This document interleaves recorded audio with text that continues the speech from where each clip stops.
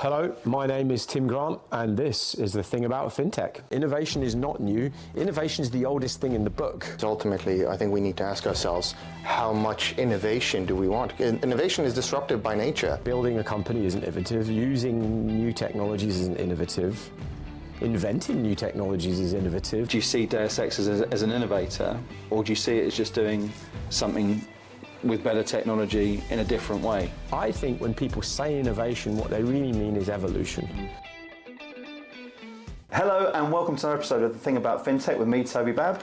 And me, Anvar Karimson, and we're here to talk to some of the most innovative people in fintech. And today, we're speaking to Tim from Deus X Capital. Welcome, Tim. Great to be here. Thanks for having me, guys. Great to see you, Tim. So look, we have pretty complementary views on technology and innovation. And I know that in the digital ledger space, crypto, it represents the forefront of innovation and technology in financial services. What's your view on that? Yeah, this is a rich, deep vein of thinking. That honestly, I'm not overstating it. I've been kind of waiting to talk about this publicly. I've mentioned it in over the years, but in dispatches. Yeah, it's sort of been delivered in various little nuggets, but never have I been in a situation where the core topic is innovation in financial services, which inextricably becomes a conversation about technology, whether you like it or not, right? And so, look, the best place to start on this topic, I think, is just to talk about innovation. Right, like let's let this happen organically. And I remember, I started as a graduate trainee in 1999. So as I joined banking, the internet was just sort of happening, right? And the idea of a web-delivered financial services business in the early 2000s, certainly if you're on an institutional trading floor, was mind-blowing. Just the mere idea, that'll never go online, right? You know what I mean? Like that. And you still see some memes these days of people talking about AI in the same way, and you kind of laugh at them now. Oh, you idiots. Clearly AI is going to change everything. Yeah, well, but are you sat on the world's biggest trading floor in Stamford, Connecticut, in the heydays of UBS, when it still was the mighty, pre-2008 and then pre-Credit Suisse, blah, blah, blah, like the mighty UBS. And everybody scoffed at the idea of a web-enabled platform. And I think that's right there, tells you everything you need to know. And the sad truth is, I'm not so sure how much of that has changed, really, in terms of mindset. So people set up, banks, financial services players will set up an innovation hub or an innovation group, and we saw them happening as we went through the 2000s. People felt, we better anoint some people to go and understand what these new things are, which are generally viewed as threats, right? That's the natural, very defensive 20th century financial services posture. Well, if it's either a threat or an opportunity, and if it's not an opportunity, it must be a threat. And the problem is, and I think we can say this with confidence now after all these years, because it's probably been 20 odd years of innovation, is that for the most part, and no disrespect to anybody who's been in, and I have, or is in one of these groups, it's mostly a waste of everybody's time. Now, why? Let me just say these pithy things without backing it. Why? Because to what extent does that demonstrably lead in actually innovating in the products and services that are delivered? I think when people say innovation, what they really mean is help me evolve as fast as possible.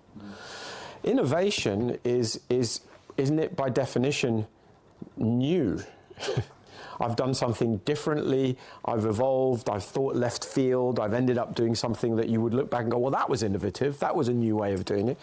But is electronification of financial markets in the 80s from open outcry to electronic trading, is that innovation?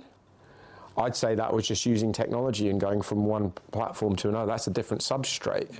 I don't think that's innovation. Maybe the first people to do it were innovative, but everybody else after that was just following, right? I think when people say innovation, what they really mean is evolution. I'd actually much rather be the head of the evolution group in a funny way in a big financial institution than I would the innovation group, because that business model ain't changing. It's like you have a bunch of clients, you have a bunch of services. The only thing you're going to innovate on maybe is that you're doing that materially differently than it was done before. But doing it the same way, faster, better, cheaper, because you're using blockchain, for instance, or AI, or any other number of the new sort of enablers, I don't think there's anything innovative about that, because you're still doing the same business. And this is quite an interesting thing, because look, Deus X has come on the scene over the last year in quite a spectacular way, and it's been seen to be disruptive, to be innovative, the things there which you've challenged as sort of more evolutionary in the whole process. You've changed the model of, and maybe it's worth you telling a little bit about Deus X and how all that sort of fits in. But it's sort of changed the model about the various different areas. You've got a group of companies, you're investing in companies, you're incubating companies. There's a very interesting new way of delivering that. So the question is you know, do you see Deus X as an innovator, or do you see it as just doing something with better technology in a different way? Yeah, I think it's a genuinely fascinating question, actually, in the context of this conversation. Now, are we, Deus X, innovative? Let's pause for a sec, and I'll tell you a bit about what we are, and then we'll talk about whether we're innovative. So we are effectively a single family office. Our shareholders, we manage their capital, and you know, when I first took on the role, before Deus X was even the name was a thing, and we were talking about setting this up, this entity, and going to market. The first question you ask is, what it is that what do you want? What's the outcome you want? And when you really get down to it and you listen to our shareholders, what they want is a convex return profile, which you might just, by the way, argue whether people know that it is that or not. That's what everybody really wants, i.e. convex return profile means when I want to limit my downside and maximize my upside, right? That's a classic convex return profile. And that's what they want, right? Just don't lose me money, but take risk and make me money, right? Now, the entirety of the financial services sector and financial engineering is designed to allow for people to manage to get to that outcome. That's it, right? Now, the question is, if you have our footprint, which when I joined was, and we do three things, right? We have a bunch of operating businesses that created the assets and the wealth that we manage. And we still own them all, and we still operate them all. So we come from an operating background. That's who we are at our core. In order to make that money, we didn't make trading returns. We built companies that generated either a private equity-like return or cash flow return, right? So our core DNA is we build companies and operate companies. But then we also had, and this is our second bucket, at some point you start to generate capital, so you start to invest. So Stuart Connolly, who's my partner and our CIO, had started investing a while ago, some years ago, maybe 4 or 5 years ago. So we had operating businesses and what I will call a VC plus LP stakes, i.e. we've allocated to some funds. We've been involved in some commodities funds, some crypto funds, some non-crypto funds, some classic brand name hedge funds, all of the above. So great.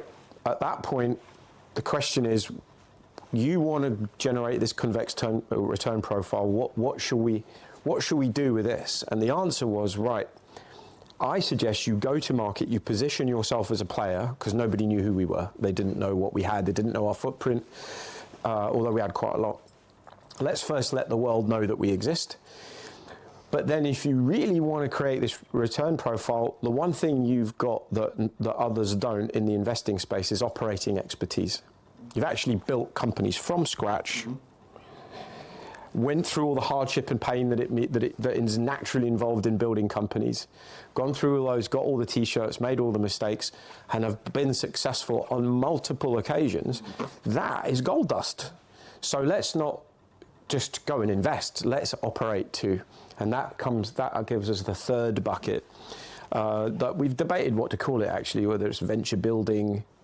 We don't like incubation because that feels too early, and we don't like acceleration because that feels like you spray and pray. We venture build. We de-risk things by looking at them, understanding them. We put all the money in and we build it. And either it's for equity or it's for cash. And we have examples of both in our portfolio. So Alpha Lab 40 is our own prop trading unit. Deus X Pay is our payments on off-ramping crypto, regulated. Core Prime is a credit provisioning capability, regulated. And then Solstice Labs is our institutional DeFi play. And they're all up and running with great CEOs. And that portfolio of more traditional operating businesses, VC plus fund allocation plus venture builds, means we're all over the map, right? On fully owned businesses to minority owned, and we can get into conversations about operating. And this is what I mean by this. This is in a new area, a disruptive area. It's in a new model within that this disruptive area. It's tech-led with some phenomenal tech that you've brought together in all of this. That feels, in its traditional sense, innovative. And it's quite interesting that you wrestle with that a little bit, isn't it? I do, and you're right. It's a good topic, right? Like, does that make us innovative? Yeah. I genuinely don't see anything that we do as particularly innovative. You know, building a company isn't innovative. Using new technologies isn't innovative. Inventing new technologies is innovative, right? Inventing new business models is innovative. Take Core Prime as a good example. I would argue there's nothing innovative about it. We've just spotted a demand-supply gap, and we're going to try and plug it using very traditional means, actually. The fact that digital assets happens to be one of the underlying assets that we would want to lend and borrow and use as collateral is not new. Hidden Road's been around for years, right? Like, this is not a new model. Yeah. But we do have a particular positioning that we think is worthy of investment. Definitely not going to label that as an innovative company. But if you were in the traditional prime space, you might overlook it. Oh, look, that's very innovative. And it's like, it's not. The thing that it delivers is exactly the same thing you're delivering. Just wrapped in a different... It's a different substrate. And I think therein lies the interesting challenge, like what is innovative and what is evolutionary. Yeah. And I think we're I genuinely think I won't say we're slow, but we're not innovating. We're spotting where to apply the bets. Now, the one thing you mentioned there about the tech-led, I think that is also a rich vein on. It's very natural to put innovation and tech in the same mental headspace, and I don't think they should be. It just so happens at this point in the evolution of the world, and probably for the foreseeable future, it's going to be very tech heavy. And I don't think using a piece of new technology is innovation in its own right. I think that could be very evolutionary and very powerful and very profitable. But innovation is like, well, why don't we do it a completely different way that no one's ever even thought of before? That's innovative. I'm not claiming that we do that, nor am I selling that to anybody else. You know what I mean? Now, what I will say, though, is that we understand technology. And I would argue that for the most part, it's still amazing to me in 2025 that most financial institutions have a very anachronistic 20th century perspective on technology. And I'll be very, very broad on how I describe it, but I suspect many people listening will be like, no, that sounds about right. Is technology a partner or is technology a cost center? It's mostly a cost center. I mean, less so than it was 20 years ago when it was 100%. I mean, it didn't even have a board position, did it? Didn't even have that CTO, wasn't even allowed in the room, right? And now you might have a CTO in the room. But even then, it's amazing that that's seen as it's almost second-class citizens. Yeah. How can you put the thing, and as Lloyd Blankfein said, it was a while ago now when he was CEO of Goldman's, I remember being so excited when he said, yeah, you know what, we're seen as an investment bank or a diversified financial service company, but really we're a technology company. Yeah, spot on. That like the entirety of your business model relies on you being able to do tech well. I'd say that makes you a tech company. And I think, look at all the new challengers, they're all tech focused and tech enabled and tech first, and you would never go and assess them without assessing how good their tech is, right? It's amazing. So technology in the eyes of the corporate world, I think still has to evolve. And that's the biggest issue. Not are they innovative or not. I actually still, based on this conversation, would argue innovation is the wrong thing that we're all talking about. Why are we so obsessed with it? Are we sure what we mean by innovation? Because I think innovation is pretty impactful. It's quite striking. It's like, wow, that's new. Never would have thought of doing that. Well, innovation in saying I'll use a blockchain instead of a database, if that happens to be the thing you want to use, that's not innovative. I think this is really interesting, and it's interesting to bring you into this, Anvar, as well, because your initial job title was Chief Technology Innovation Officer, wasn't it? So it had that piece into it. And as you kick this conversation off, it was we share similar views on innovation. Both of you have had CTO roles in the past. It's quite interesting to see this whole evolution of tech, and people, I think, as you say, boardrooms will see tech as innovation. That's the distinction. That's the easy badge that goes off. But again, you've been looking at probably from this same sort of lens, right? Absolutely. I think I completely agree with you, because ultimately I think we need to ask ourselves, how much innovation do we want? Innovation is disruptive by nature. That doesn't yield itself nicely to the convex return profile. So everyone wants to be innovative, they think, but do they really? And I think that's really quite striking to me, because the companies that you operate I would argue from the outside, look like some of the most innovative on the planet, but really they're evolutionary. I think your point, you'd think that trying to be innovative would be risky. Because how can you, if it was that deterministic to be innovative, everyone would do it. And I think it's a good segue into this idea around, because oddly enough, in the last couple of months, this has come up a lot. There's like venture capital, right? So if I'm incubating and accelerating the Y Combinator model, like all the famous VCs that we know, the brand names, like their core model is there's an expectation that most of it won't go well. Like anyone who gets involved in a startup, of which we have multiple, and doesn't come in knowing there's a 90% chance statistically it won't work. And people will not accept that. The human condition is to just flip it to suit your own narrative. Exactly, Oh, this one will be different. Yeah. Why will it be different? Why are you so confident that you will be in the 10% category?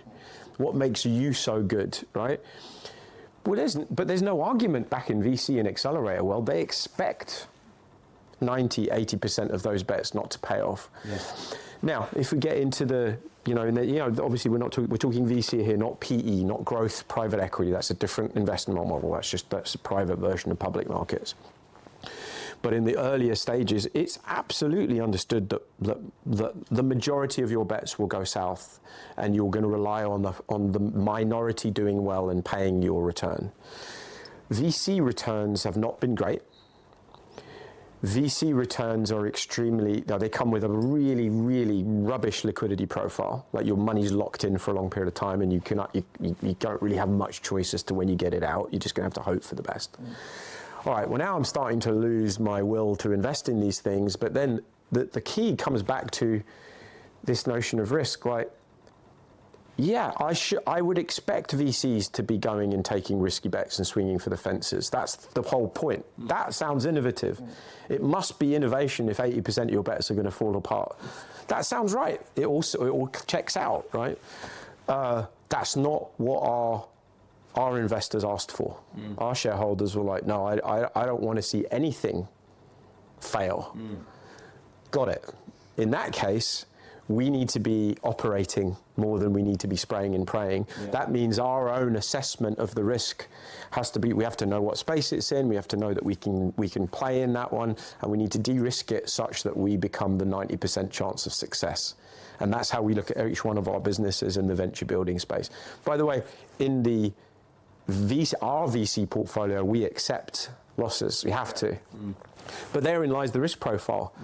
At the other end of the spectrum, in our mature operating businesses, expect them to throw off free cash flow next year. So we have the whole thing, right?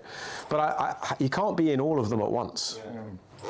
You're interested. It's interesting to me about the space that you're in around that as well, because when you talk about risk and you talk about successes and failures, over the last decade, I would suggest there's probably been more failures in the digital assets, certainly in the capital markets arena, and the financial technology space, whichever way you want to bracket it. But there's been a lot more failures within the digital asset spaces and others. So for you to go in there and make those bets, and for those bets to be, as close to perfect as you can make them. Right. That has to take a different viewpoint to it as well, in terms of where you go and why you make those sort of things, the thought process that goes into those investments, and then, as you say, the operating model that then comes after it as well. Exactly right. And that's something you've been putting a fair amount of thought into. Yeah, that's a really good point. That's right. It does require a slightly different mindset.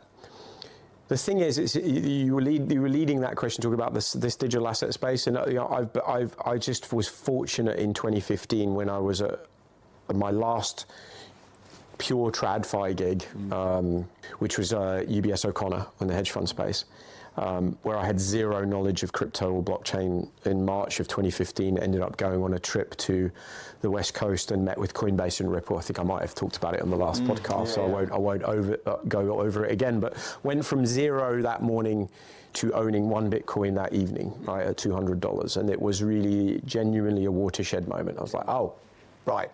So I've now been legitimately in this space for a decade. And I voted with my feet, and a few months later, which operates in dog ears as well at the same time, which is eons. That's exactly where I was going to go with this. I'm like, 10 years in crypto, and look, there are plenty of people who are real OGs who've been around since 2011, blah blah blah. But I would say the birth of enterprise crypto, institutional crypto, was around 2015.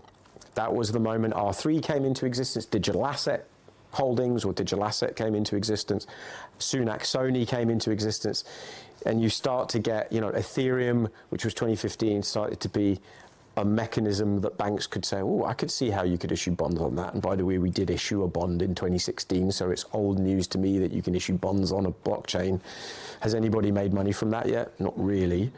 And therein lies, you can hear in my tone, this sort of, it's 10 years, but it's 70 in dog years and crypto years. So I am a bit jaded, right? I'm not. I don't really hide it anymore. I'm like, I don't think, because we see all the time these wide-eyed, excited stories about we're going to tokenize this and it's going to be amazing. It's like, I've heard that, mate. I've heard that too many times.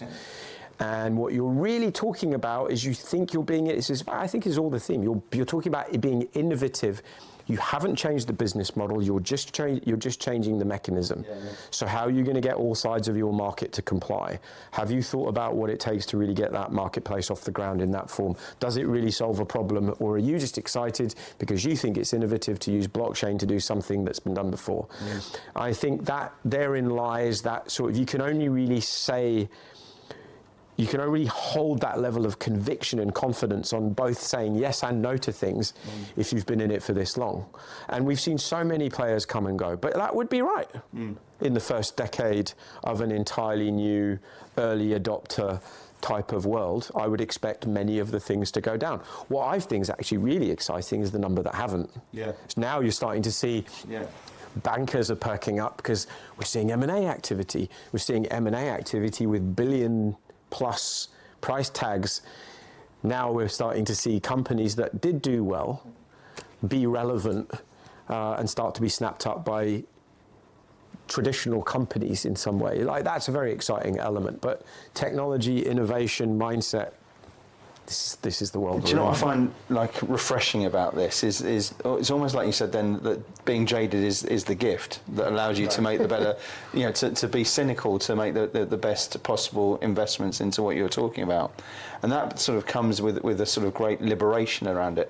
But I'm sort of sat here as we've been talking through, as we, this is episode 4 of a series of 12 that we're building together. And the idea is to sort of unlock the secrets of creators and innovators within this space. And actually to look at this and say, right, what we're not talking about necessarily arguably with any of the people we'll speak to is real innovation. We're talking about evolution.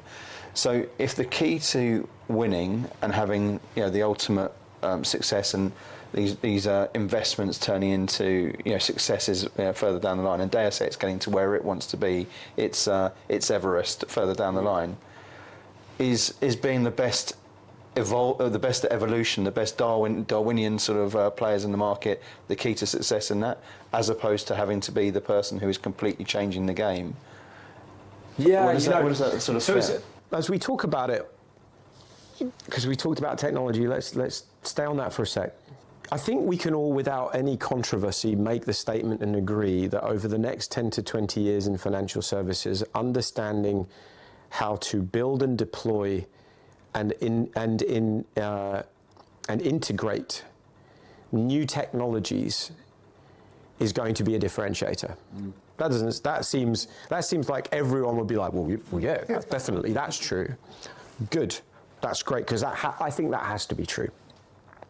I would say, if you were to look at every big financial services player, if you were in one, ask yourself the question, is my organization up to that? I'm going to say a large percentage, 90+%, will fail that alone. Just look at AI. Like, we happen to have a great AI company in our platform. Also a friend of yours, Tony, Usman Khan, who's CEO of Apex, and I'm chairman of that. And look, we are blazing a trail in asset management, in institutional asset management, building specific AI tools for that cohort. And we're making great traction with some of the biggest names on the planet. More information to come on that in the coming weeks and months. But we're excited. Like, we've really got traction. And a genuinely brilliant person behind that as well. And Usman is as good as you're going to get. And by the way, therein lies that my attachment to Usman goes back to the late 2000s, when I realized he was a really strong technologist. And we reconvened a decade ago, and I'm like, he knows how to deploy at scale institutionally in a secure way new technologies. So huge kudos to Usman, who got involved in AI before it became a thing. So that when it became a thing, he made it cool. Someone made it cool, and he was talking to Google long before the sort of the ChatGPT moment happened, and we all went, oh, now it's a thing, it's alive, like he was already there, so we were ready. Now, the reason I bring this up is the biggest impediment that we see in traditional financial services for the deployment of AI is they're so behind on even, like, if the number one thing you ask anybody if you get into an AI conversation is, if you can go beyond ChatGPT, if you can talk to me about anything beyond ChatGPT, you're already in the really small minority. Never mind talking about the different models, private models, public models, how to deploy them, data privacy, all of that stuff. Like, most financial services players, like, their biggest impediment in technology and AI is their own technology people who cannot. And they will be the first to say, and therein lies, I think technology has its own role to play in this. Before we even talk about the business, I don't think I'm being controversial in saying even technology departments will feel very threatened. Oh, no, we understand AI. Cool, yeah, we'll build it for you. Where the hell is your credibility to tell me that you can do that in something so new? The answer is, it's not there. And we will take advantage of that as Apex and be an enabler for that. But that's a good little example, right? So first, in order to be great in the next 10 to 20 years, you need to be really, really demonstrably look in the mirror. Are you good at deploying, understanding, integrating, and deploying that technology at scale? Or do you have the right partners to do it? We haven't even gotten to innovating. I'd say that's the biggest differentiator. We happen to know what we're talking about. You mentioned earlier, and it's true, I became an accidental CTO at O'Connor, thanks to Dawn Fitzpatrick, who now runs Soros. It was a great honor to be able to work with Dawn, but I went in and complained about the tech stack. I knew just enough to complain about the tech stack, and I left that meeting as a CTO. She said, you go fix it then. That's the right attitude from a strong CEO. Fine. You complained very well. Go fix it. And suddenly I'm in charge of 50 people from the business side. I've come from the business, and that forced me to understand the mythical man month. We were talking about this before the session. Show me a CEO who understands what the Mythical Man Month is, and I'll probably invest in that company. Because it's a subtle point. The Mythical Man Month, for those of you who don't know, is basically the assertion that things aren't linear in technology. You can't just keep adding people and things will go twice as fast. Twice the people isn't twice as fast.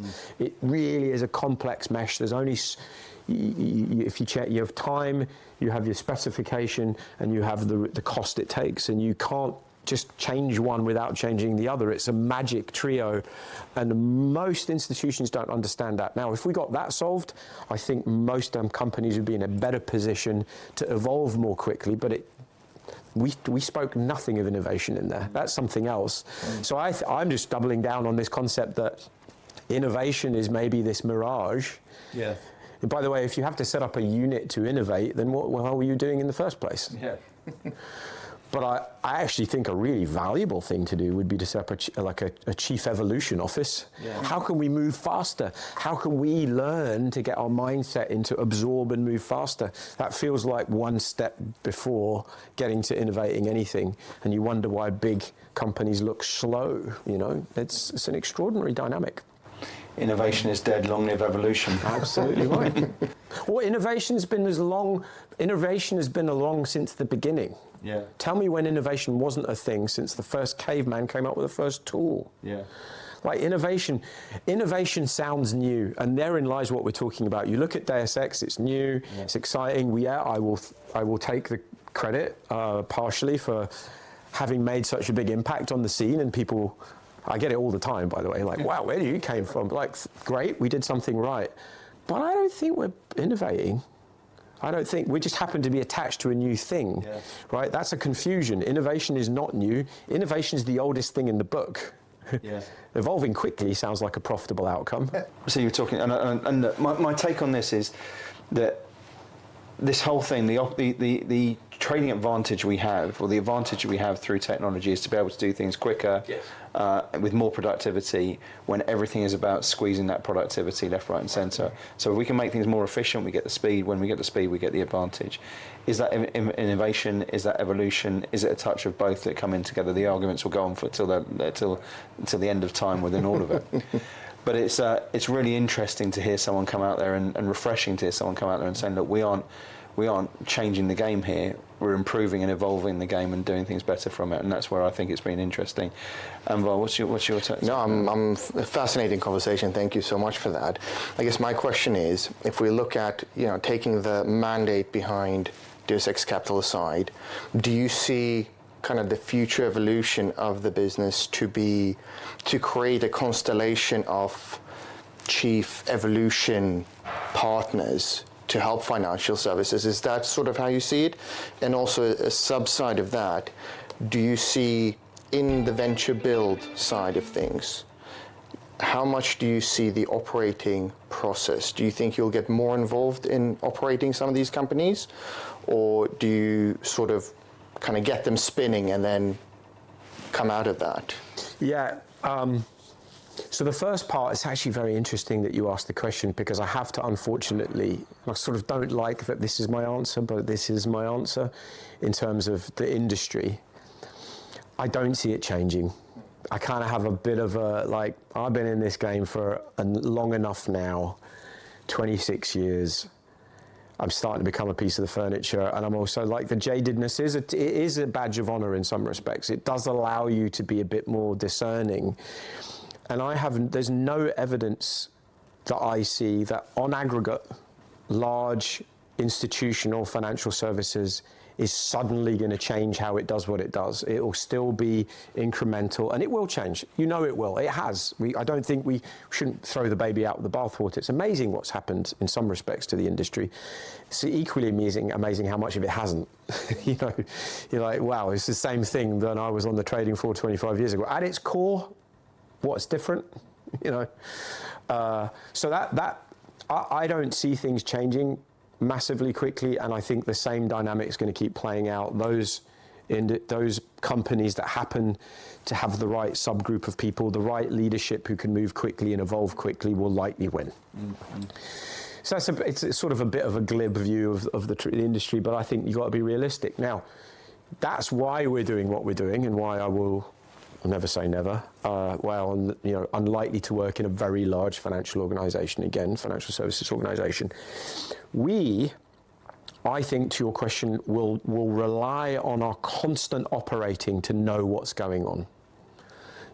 I think only by operating can you understand where the tech is, where the pain points are, and our construct is this was very much by design, by the way. Like, if we invest and we operate and we're all across the spectrum, everything will be informed by everything else. And not only that, if we build things and they end up working together, so Core Prime should accept the Deus X coin, that stable coin that Solstice Labs is going to issue soon as collateral. Deus X Pay acts as a non-off ramp for Solstice Labs, as and you get a greater than the sum of the parts outcome. So our focus is going to be early stage operating and investing.